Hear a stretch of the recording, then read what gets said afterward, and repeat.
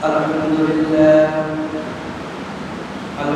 لله نحمده ونستعينه ونستغفره ونعوذ بالله من شرور أنفسنا من يهده الله فلا مضل له ومن يضلله فلا هادي له ونشهد أن لا إله إلا الله وأن محمدا عبده ورسوله أرسله بالحق بشيرا ونذيرا وداعيا إلى الله بإذنه وسراجا منيرا فقد قال الله تعالى في شان حبيب الله أعوذ بالله من الشيطان الرجيم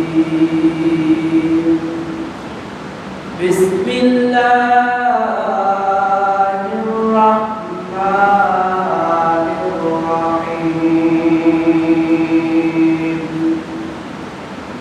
يا أيها الذين آمنوا إذا نودي للصلاة من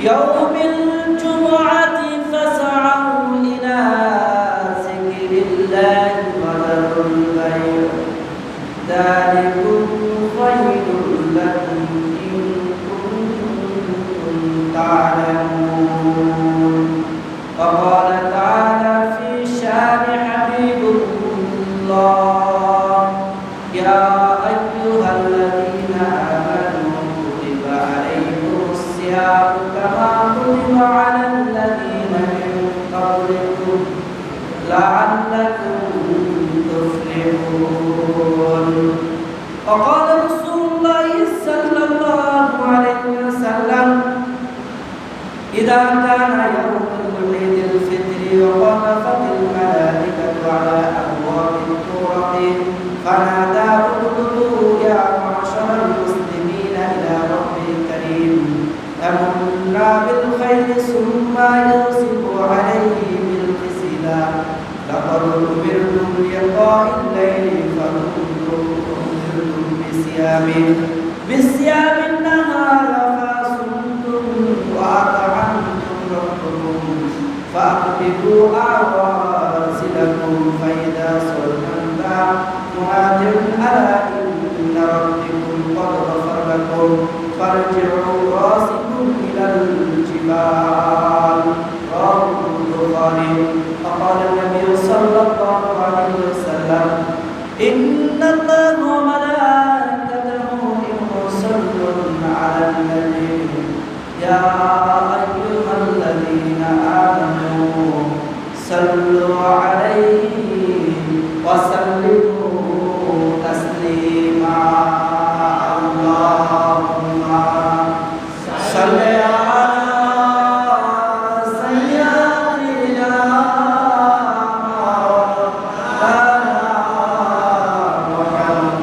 محمد وعلى آل سيدنا شفيعنا محمد اللهم صل على سيدنا مولانا محمد وعلى آل سيدنا شفيعنا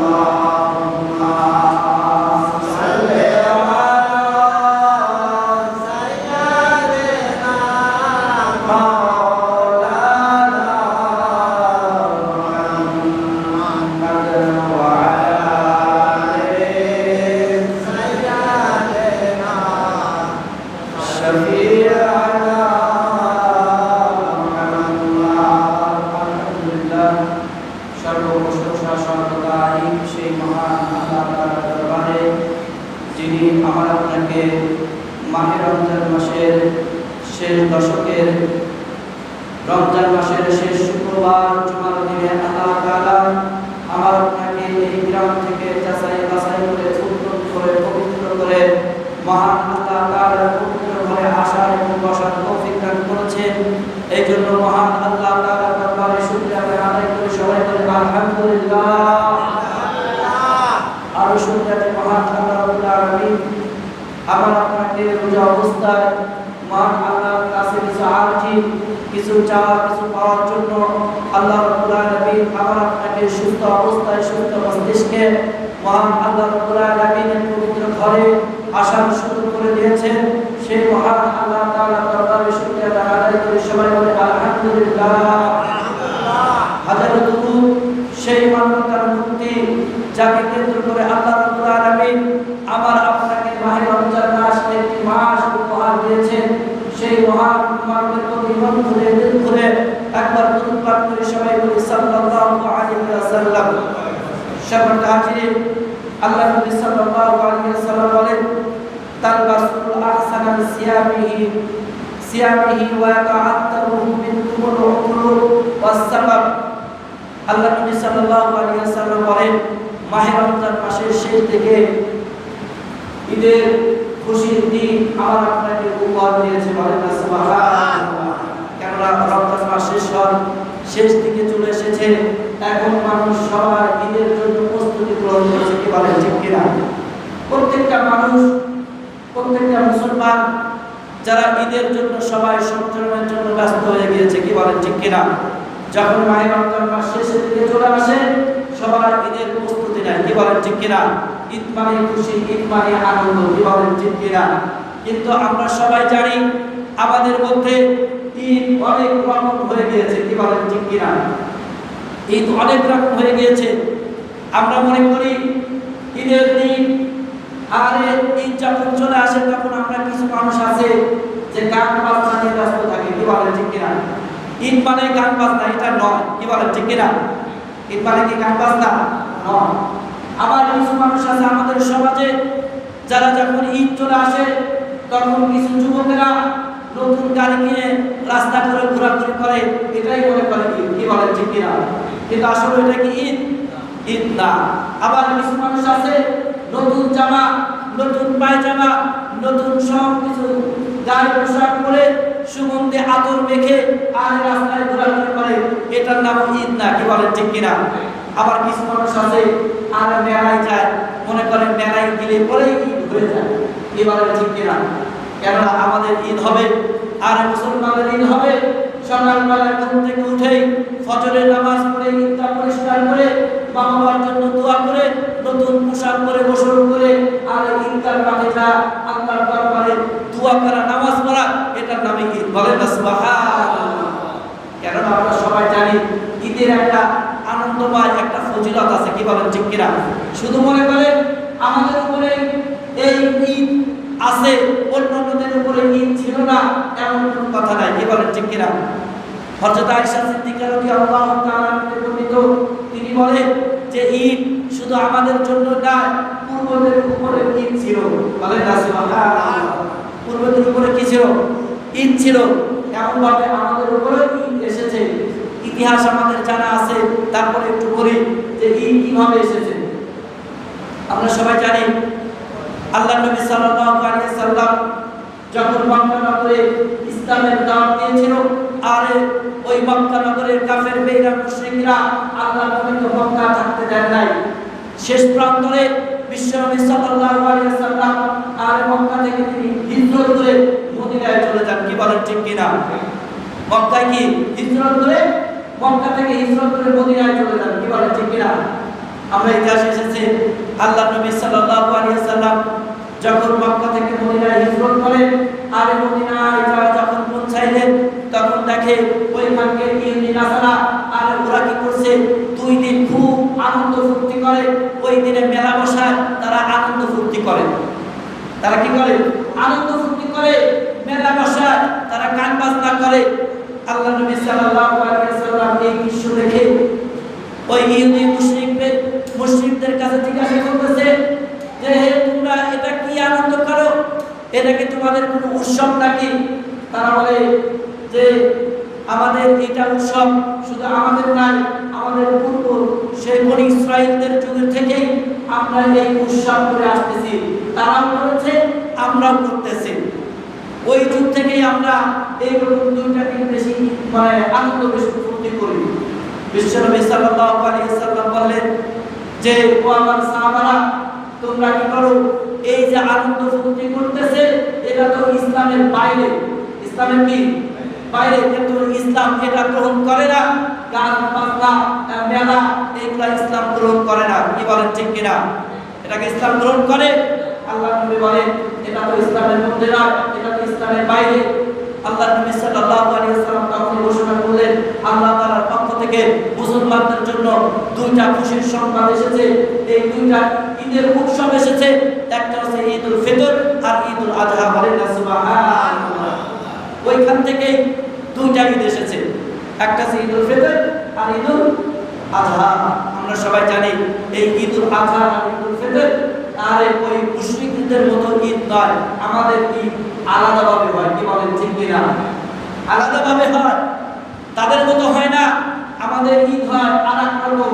কেননা এই ঈদ যখন হয় তখন বোঝাই যায় এই ঈদটা হচ্ছে আল্লাহর রাসূলের খুশি করার জন্য এই ঈদটা। বলেন সুবহানাল্লাহ। শুধু আমরা নিজেরাই খুশি হব না, এই খুশিতে মহান আল্লাহ তাআলা খুশি হয়ে যায়। বলেন সুবহানাল্লাহ।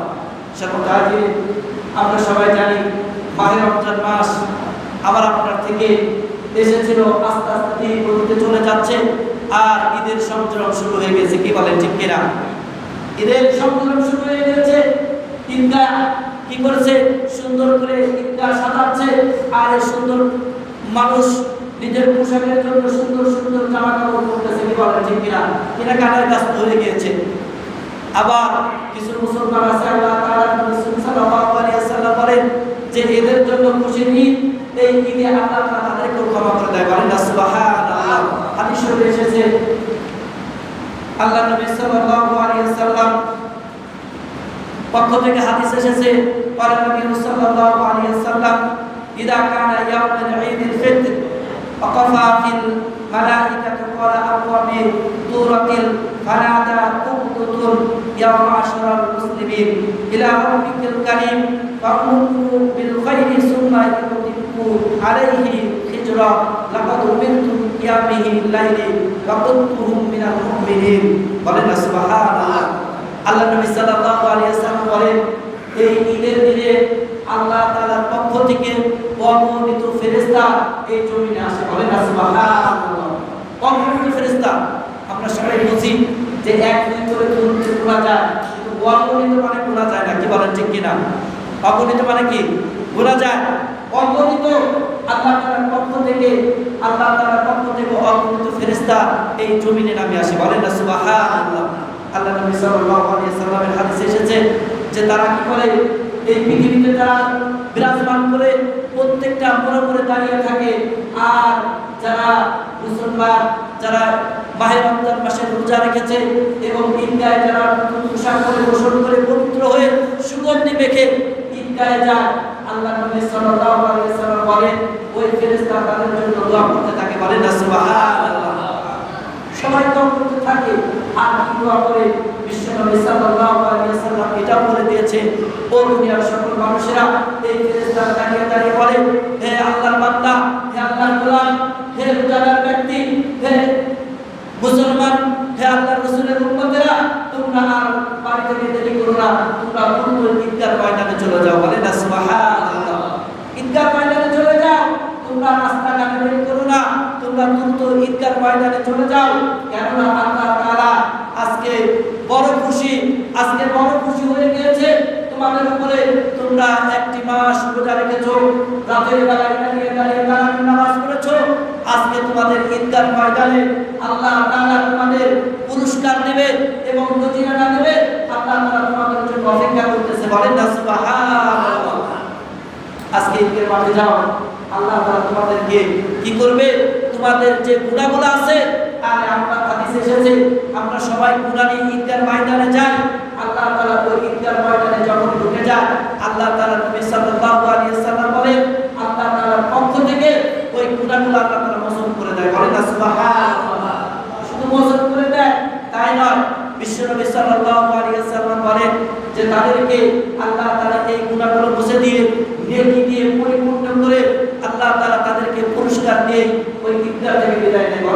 সুবহানাল্লাহ। সম্মানিত হাজিরিন, এটাই হচ্ছে ঈদের তারতম্য, যে বিশ্বনবী সাল্লাল্লাহু আলাইহি ওয়াসাল্লাম বলেন এই ফেরেশতাগুলো আমার আপনার জন্য দোয়া করতে থাকে, বলেন সুবহানাল্লাহ। কেননা এই ঈদ মানে খুশি, ঈদ মানে আনন্দ। বেশি খুশি হওয়ার দরকার ছিল যারা মাহে রমজান মাসের 30টা রোজা রাখছে, কি বলেন ঠিক কিনা? তাদেরকে খুশির দিন আল্লাহ তাআলা তাদেরকে ঘোষণা করেছে যে আজকে তোমাদের জন্য ঈদ। যারা রাতের বেলায় দাঁড়িয়ে দাঁড়িয়ে তার কি করছে, তারাবির নামাজ পড়েছে। আল্লাহ নবী সাল্লাল্লাহু আলাইহি ওয়াসাল্লাম বলেন যে রাতের বেলায় সেহরি খেয়েছে, সারা দিন আল্লাহ তাআলাকে খুশি করার জন্য রোজা রেখেছে, আবার রাতের বেলায় তারাবির নামাজ পড়েছে। আজকে তো তাদের খুশির দিন, বলেন সুবহানাল্লাহ। আর তাদের কি জন্যই ওই ফেরেশতারা দোয়া করতে থাকে। আল্লাহ নবী সাল্লাল্লাহু আলাইহি ওয়াসাল্লাম বলেন যে তারা যখন ঈদগাহ ময়দানে চলে যায়, বিশ্ব নবী সাল্লাল্লাহু আলাইহি ওয়াসাল্লাম বলেন যে আমার আপনার মালিক মহান আল্লাহ তাআলা তার দুহাত করে তাদেরকে কি নজিরানা, তাদেরকে রহমত, আল্লাহ তাআলা তাদেরকে গুনাহ মোচন করে দিয়ে তাদেরকে কি করে পুরস্কৃত করে, বলেন সুবহানাল্লাহ। সবাই জানি পুরস্কার কিভাবে দেয়। আর পৃথিবীর লোকে যারা চাকরি করে তাদেরকে মালিক কখনো বেতন দেয় না, কি বলেন ঠিক কিনা? মালিক কি বেতন দেয় না, তার একজন কর্মচারী থাকে উপর পর্যায়ে, তার কাছে টাকা দেয়, সে মানুষের পথে মিলিয়ে দেয়, কি বলেন ঠিক কিনা? কিন্তু যখন মালিক দেয় তখন কি ওই গুণে গুণে মালিক দেয় নাকি? কখনো মালিক করেন এরকম দেয় না। তারা মালিক কি করে পকেট থেকে যতটুকু বেশি হয়, মানে যার যত বেতন তার থেকে একটু বেশি দিয়ে তার কাছে দিয়ে দেয়, কি বলেন ঠিক কিনা?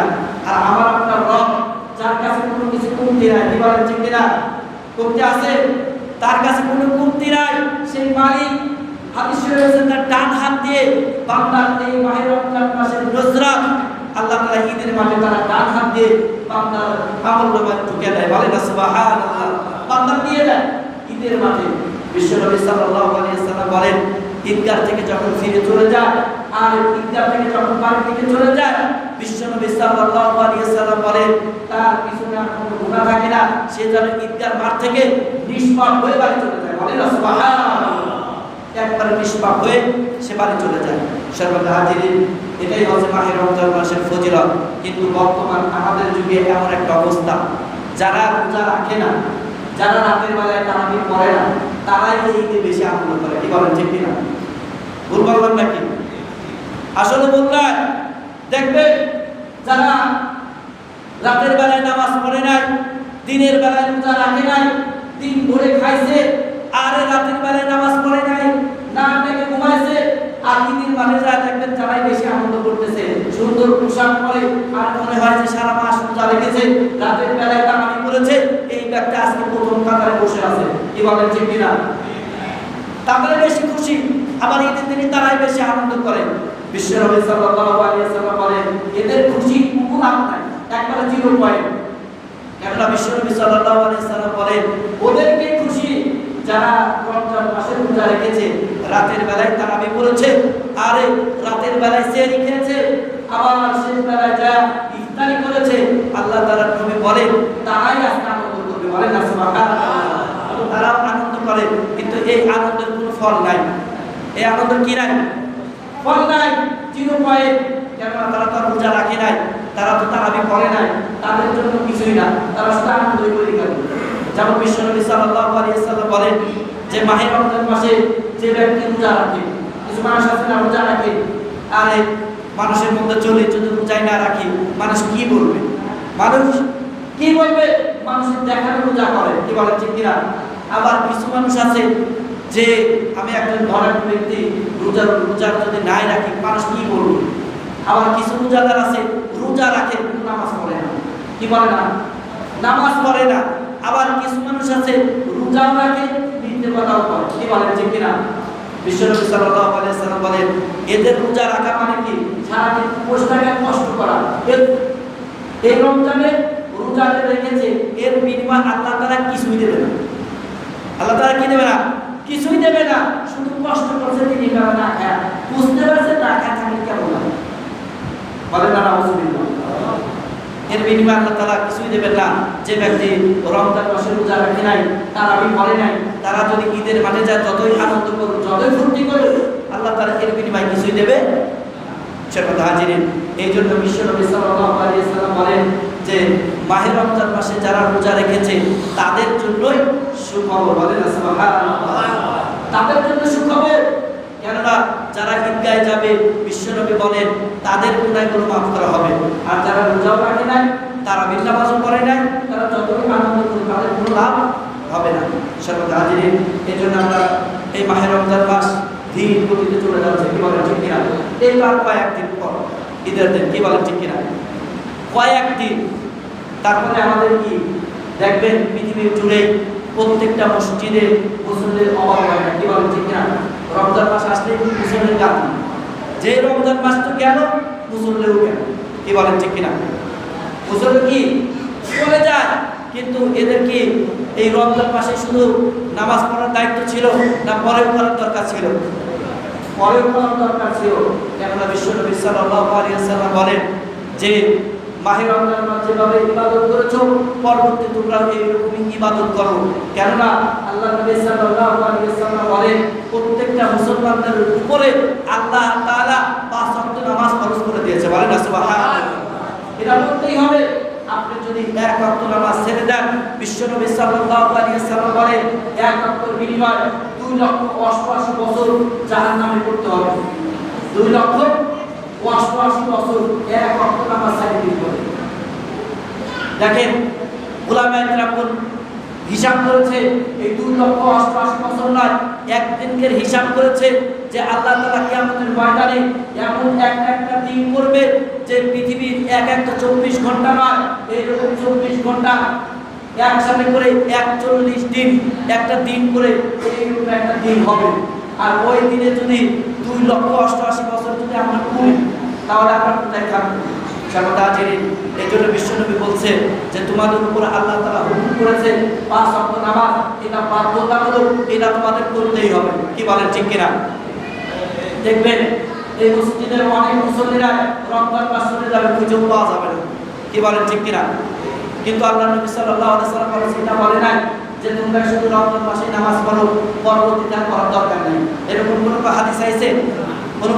কোন ইমাম সাহেবের বক্তব্যে বলছে যে শুধু নামাজ পড়বা রমজান মাসে, বাদ বাকি সব ফাঁকা, এরকম কথা বলছে না। বিশ্বনবী বলছে তোমরা রমজান মাসে যেভাবে ইবাদত করেছো আর প্রত্যেকটা জিন্দেগিতেই তোমরা এইভাবে ইবাদত করো, কেননা মৃত্যুর গ্যারান্টি আমরা দুনিয়ার কেউ দিতে পারবো না, কি বলেন ঠিক কিনা? আমরা এত বাহাদুরি দেখাবো কার কাছে? কেননা আমরা যদি বাহাদুরি দেখাইতে পারতাম, যদি আমার আপনার জানটা আমাদের নিজের হাতে থাকতো, কি বলেন ঠিক কিনা? তাহলে বাহাদুরি দেখাইতে পারতেন। আপনার রিজিক, বিশ্বনবী সাল্লাল্লাহু আলাইহি ওয়াসাল্লাম বলেন রিজিকের মালিক একমাত্র আল্লাহ, কি বলেন ঠিক কিনা? রিজিকের মালিক কে? আল্লাহ। দেখেন রিজিকের হাত যদি আমার আপনার হাতে থাকতো তাহলে আপনি বাহাদুরি দেখাইতে পারতেন, কিন্তু এগুলো তো আমার আপনার হাতে নাই, কি বলেন ঠিক কিনা? তাহলে আমাদের বাহাদুরি দেখাই কি লাভ? কেননা একদিন আমরা ফিরে যাব, কি বলেন ঠিক কিনা? এই জন্যই আমরা যেভাবে রমজান মাসে ইবাদত করেছি, আল্লাহর গুণগান করেছি, আল্লাহকে খুশি করার জন্য রাতের বেলায় তারাবি নামাজ পড়েছি, আর দিনের বেলায় আল্লাহ তাআলা রাসূল সাল্লাল্লাহু আলাইহি ওয়াসাল্লামকে খুশি করার জন্য রোজা রেখেছি। এভাবে প্রতিটা মাস আল্লাহ তাআলার 5 ওয়াক্ত নামাজ ইবাদতের মধ্য দিয়ে আমার আপনার কাটাইতে হবে, কি বলেন ঠিক কিনা? সেটা হাজিরিন, এই জন্য বিশ্বনবী সাল্লাল্লাহু আলাইহি ওয়াসাল্লাম বলেন যে রমজান মাসে আমরা যারা রোজা রেখেছি অনেক ভুল ত্রুটি আছে, কি বলেন ঠিক কিনা? আপনারা বুঝেন নাই? মাহে রমজান মাসে আমরা রোজা রেখেছি অনেক ভুল ত্রুটি আছে।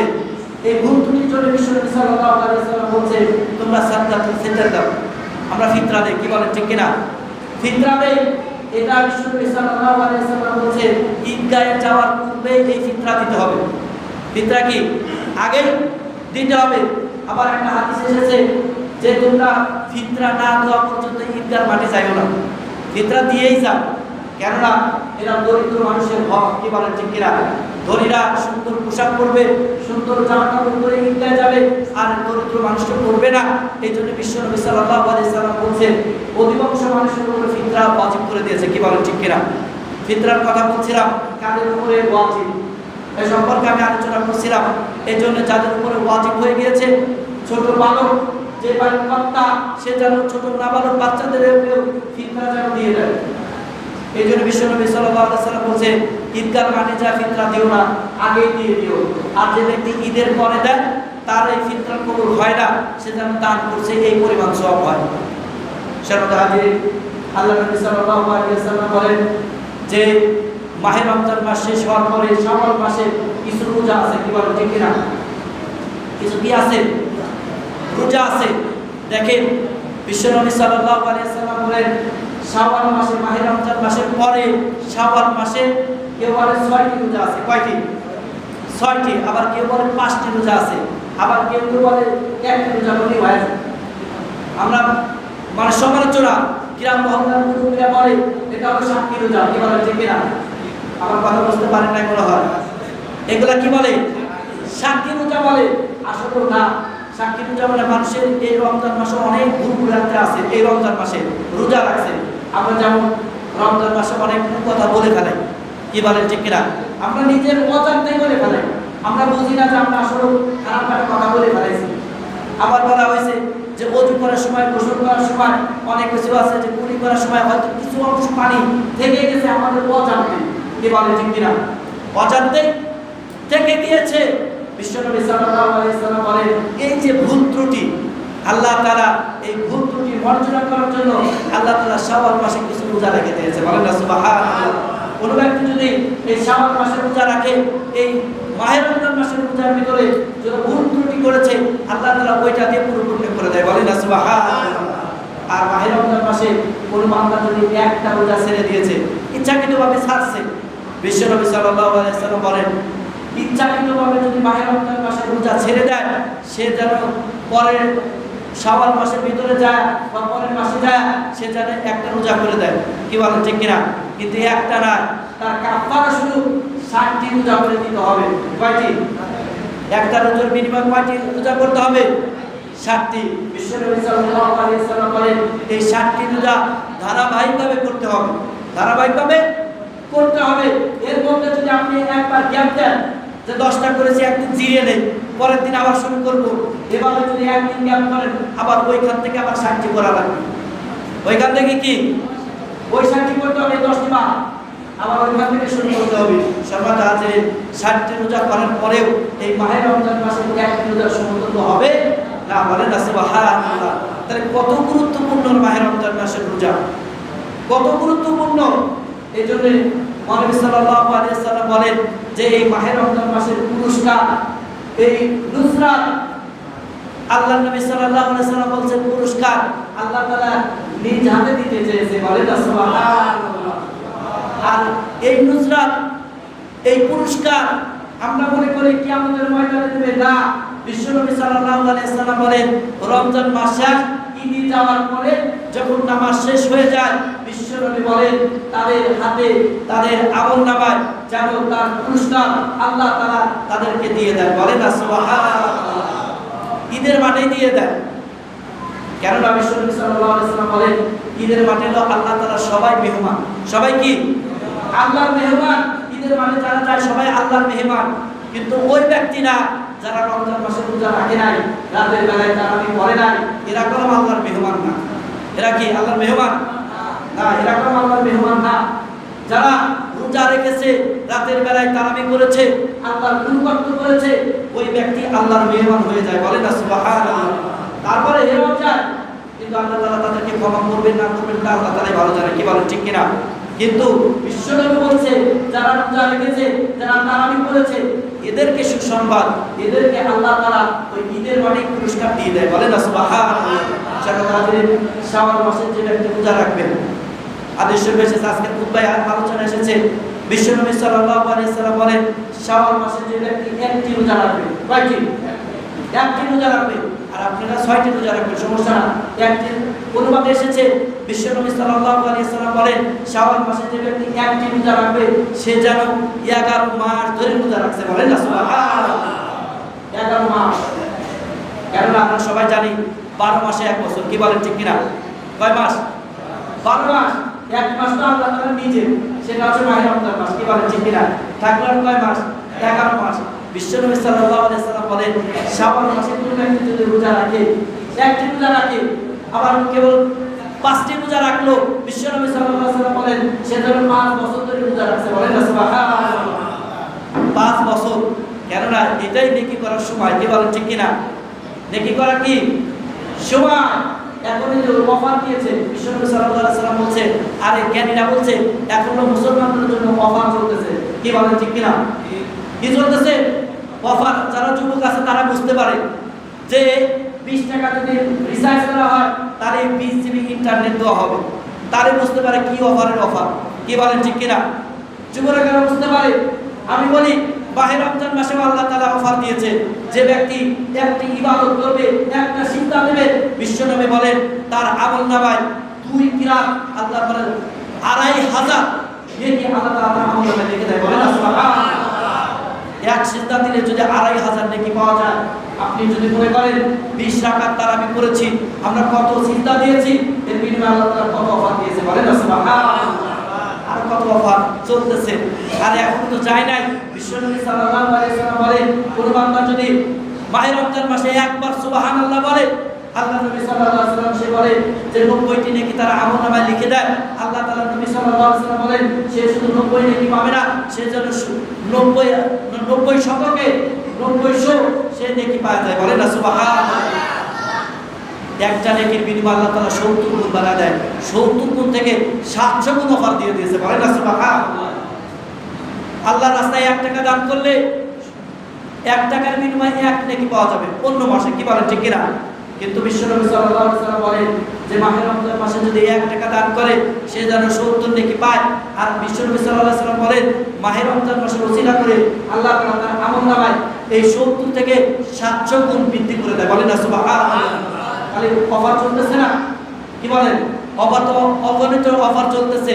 দেখেন এই মাহে রমজান মাসে অনেক মানুষ আছে আমার আপনার মতো মুসলমানধারী মানুষ, যারা মাহে রমজান মাস পাইছে কিন্তু রোজা রাখতেছে না, কি বলেন ঠিক কিনা?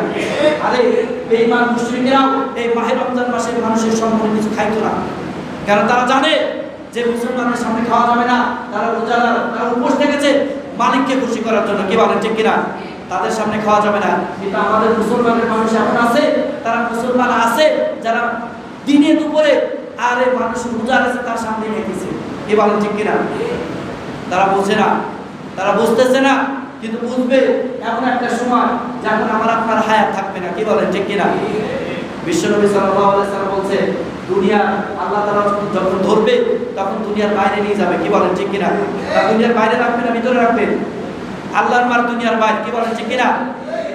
আল্লাহর মার কি দুনিয়ার বাইরে। সময়টা হাজিরি, এই জন্য আমরা একটু চিন্তা করব, কেন এখনো সময় আছে। আল্লাহর কাছে পানা চান, আল্লাহর কাছে দোয়া করেন, নিজের গুনাহ খাতা মাফ করার চেষ্টা করেন, আল্লাহর কাছ থেকে জান্নাত চান, কি বলেন ঠিক কিনা? বিশ্বনবী সাল্লাল্লাহু আলাইহি ওয়াসাল্লাম বলেন এই মাহে রমজান মাসে যে ব্যক্তি নিজের গুনাহগুলো মাফ করাইতে পারলো না, নিজের পরিবারকে সংশোধন করাইতে পারলো না, তার মতো হতভাগা এই দুনিয়ার জমিনে আর কেউ নাই, কি বলেন ঠিক কিনা? সর্বদা হাজির। এজন্য এখনো সময় আছে, আল্লাহ তাআলার কাছে দোয়া করতে হবে, নিজের গুনার দিকে তাকাইয়া চোখের পানি ছাড়তে হবে, কি বলেন ঠিক কিনা? চোখের পানির এত দাম। বিশ্বনবী সাল্লাল্লাহু আলাইহি ওয়াসাল্লাম বলেন এই জমিনের উপরে অগণিত পানি আছে, কি বলেন ঠিক কিনা? অগণিত কি আছে? পানি আছে। সমুদ্রে কি কম পানি আছে? সাগরে কি কম পানি আছে? নদী থেকে কম পানি আছে? আর টিউবওয়েলের মধ্যে কম পানি আছে নাকি? বিশ্বনবী সাল্লাল্লাহু আলাইহি ওয়াসাল্লাম বলেন এই সব পানিতে আল্লাহ তাআলা পছন্দ করেন না, এই পানি থেকে শতগুণ বিশ্বনবী সাল্লাল্লাহু আলাইহি ওয়াসাল্লাম বলেন মানুষের চোখের পানি। বলেন না সুবহানাল্লাহ। কত দাম দেখেন। একটা হাদিসে এইভাবে এসেছে, একটা নদীর একটা গল্প এসেছে, ফেরেশতারা আল্লাহ তাআলার কাছে বলতেছে ইয়া আমার রব, ইয়া আমার মালিক, আপনি দুনিয়ার মধ্যে সবচেয়ে শক্তিশালী কি বানিয়েছেন? শক্তিশালী কি বানিয়েছেন? আল্লাহ তাআলা ফেরেশতাদেরকে বললেন ফেরেশতারা আমি এই জমিনের উপরে সবচেয়ে শক্তিশালী বানিয়েছি পাহাড়। বলেন না সুবহানাল্লাহ। পাহাড়ের মতো শক্তিশালী জমিনের উপর আর কেউ নাই। কিছু আছে নাকি? নাই। আল্লাহ তাআলার কাছে ফেরেশতারা আবার বলতেছে ইয়া রাব্বুল আলামিন, পাহাড় থেকে শক্তিশালী কিছু আছে নাকি? আল্লাহ তাআলা বলেন হ্যাঁ, পাহাড় থেকে শক্তিশালী আছে, সেটা হচ্ছে লোহা। তার থেকে শক্তিশালী কি? লোহা। বিশ্বনবী ওই ফেরেশতারা বলতেছে ইয়া রাব্বুল আলামিন, লোহার থেকে কি শক্তিশালী আছে নাকি? বলে হ্যাঁ, শক্তিশালী অবশ্যই আছে। এই লোহার থেকে শক্তিশালী আছে যে ওই আদমের সন্তানের চোখের পানি। বলেন না সুবহানাল্লাহ। চোখের পানি এত দাম। বিশ্বনবী সাল্লাল্লাহু আলাইহি ওয়াসাল্লাম বলেন যে দুনিয়ার মধ্যে এক ফোঁটা জমিনের উপরে যদি চোখের পানি ফেলানো হয় বিশ্বনবী সাল্লাল্লাহু আলাইহি সাল্লাম ওই চোখের পানি ওসিলা করে ওই ব্যক্তির জাহান্নাম কি করবে, তার থেকে 70,000 দূর ওই জাহান্নাম দূরে রাখবে। বলেন না সুবহানাল্লাহ। সরকার দেবে, তার থেকে জাহান্নাম দূরে থাকবে এই চোখের পানি ওসিলা করে। বলেন না সুবহানাল্লাহ। সর্বদা জেনে এই চোখের পানির দাম অনেক বেশি। আমরাও চেষ্টা করব নিজের গুনার দিকে তাকাইয়া মহান আল্লাহ তাআলার কাছে গোপনে ভাবে, আমরা সবাই জানি মুনাজাত মানে গোপন আলাপ, কি বলেন ঠিক কিনা? মুনাজাত মানে কি? গোপন আলাপ আল্লাহ তাআলার সাথে। দুনিয়া কেউ জানে না, আপনি মনে মনে বলবেন, মালিক শুনবে আর কেউ শুনবে না, কি বলেন ঠিক কিনা? সর্বদা জেনে আমরা চেষ্টা করব মালিকের কাছে মাপ চাওয়ার জন্য, কেননা আমরা সবাই গুনাহগার। আল্লাহ তাআলা আমাদের সবাইকে এই মাহে রমজান মাসে যেন গুনাহগুলো মাপ মোচন করে ইবাদতের মাধ্যম দিয়ে যেন ঈদগাহে যে নিজের গুনাহটা মাফ করায়া ফলাইয়া নিষ্পাপ হয়ে নিজের বাড়ি পৌঁছাইতে পারি। আল্লাহ তাআলা আমাদের সবাইকে তৌফিক দান করুন। সবাই বলি আমিন। ওয়া আখিরু দাওয়ানা আলহামদুলিল্লাহি রাব্বিল আলামিন। আমরা যারা সুন্নাত পড়ে নেই, সুন্নাত পড়ে নেই।